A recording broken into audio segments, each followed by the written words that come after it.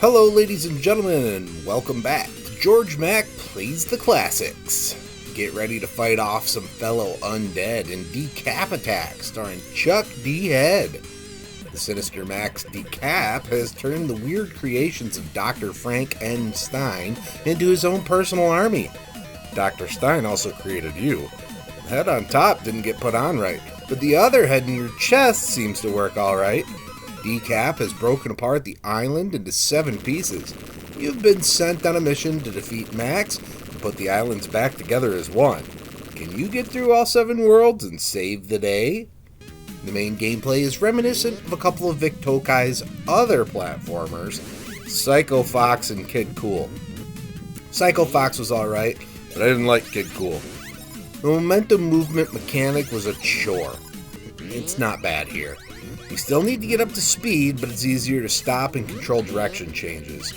Chuck's head emerges from his chest cavity to punch with button B.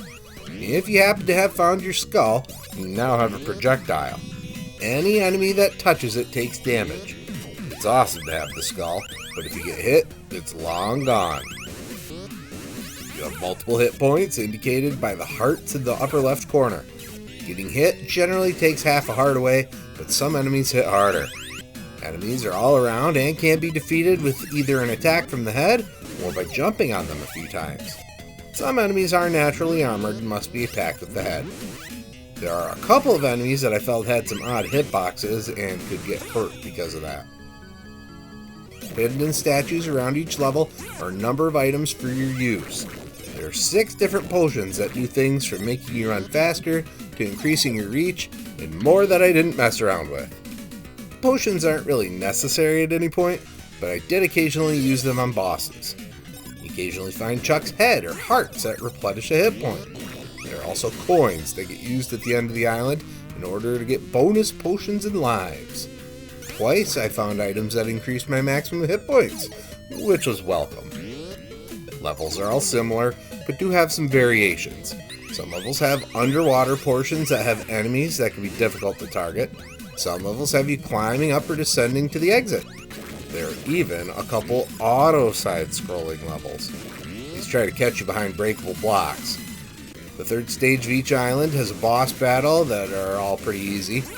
Even if you are able to defeat the boss, you are required to find a special item before you can move on to the next island.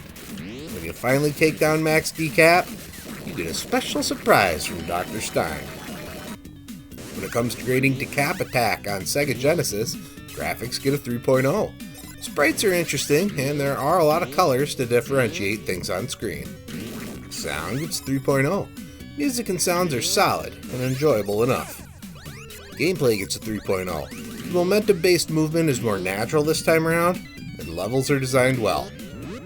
Difficulty gets a 3.5. You'll gain plenty of lives if you collect everything you can, and levels are mostly on the easy side. Fun factor gets a 3.5. I had a swell time with Chuck D. Head, and I'd help him become a human again if I had to. Overall, Decap Attack earns a 3.2 and gets a B+. I was worried when I saw it was similar to Psycho Fox and Kid Cool, but they got it right this time around. Well, that's going to do it for me for today. Please make sure to like this video, let me know what you think of Decap Attack in the comments, and please subscribe to Head Drop Productions here on YouTube because we want you here for each and every video we release, because it is your destiny.